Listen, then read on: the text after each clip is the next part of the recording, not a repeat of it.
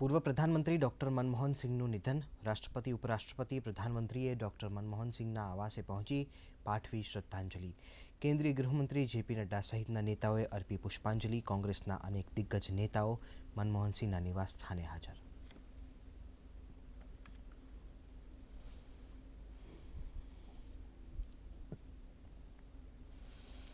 પ્રધાનમંત્રી નરેન્દ્ર મોદીની અધ્યક્ષતામાં મળેલી કેન્દ્રીય મંત્રીમંડળની બેઠકમાં મનમોહન સિંહની સ્મૃતિમાં શોક પ્રસ્તાવ કર્યો પસાર.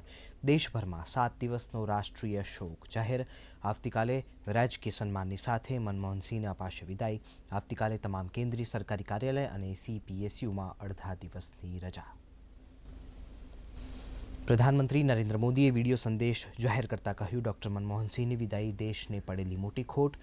તો અમેરિકા, ફ્રાન્સ, ઇઝરાયેલ, ભૂતાન સહિત ઘણા દેશોના નેતાઓએ પૂર્વ પ્રધાનમંત્રી ડોક્ટર મનમોહન સિંહના નિધન પર વ્યક્ત કર્યું દુઃખ.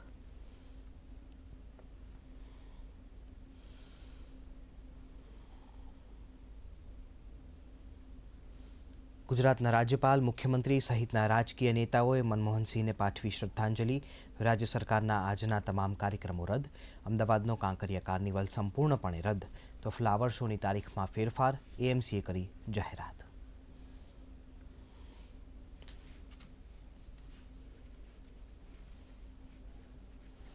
ખ્યાતિકાંડમાં PM જયના સભ્ય મિલાપ પટેલની ધરપકડ મામલે આરોગ્ય વિભાગની પ્રતિક્રિયા. મિલાપ પટેલ કોન્ટ્રાક્ટ બેઝ પર યોજનામાં કરતો હતો કામ. PM જય કાર્ડ ઇમરજન્સીમાં અપ્રૂવ કરવા બાબતે મિલાપ કરતો હતો કામગીરી.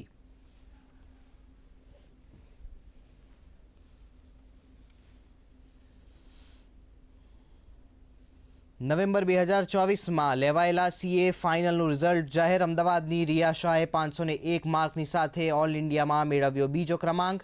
તો 508 માર્ક સાથે પ્રથમ ક્રમે 2 વિદ્યાર્થીઓ. કુલ 13.44% રિઝલ્ટ જાહેર.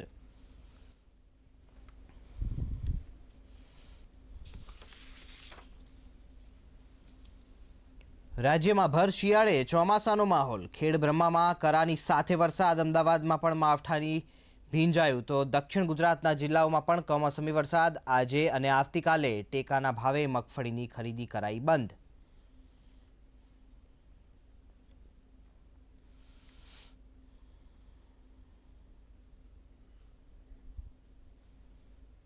કારોબારી સપ્તાહના અંતિમ દિવસે ભારતીય શેર બજારમાં તેજી. સેન્સેક્સ 226 પોઈન્ટ વધીને 78,699 પર. તો નિફ્ટી 63 પોઈન્ટ વધી 23,813 પર બંધ. ઓટો સેક્ટરમાં સૌથી વધુ તેજી. સોના ચાંદીના ભાવમાં સામાન્ય ઉછાળો.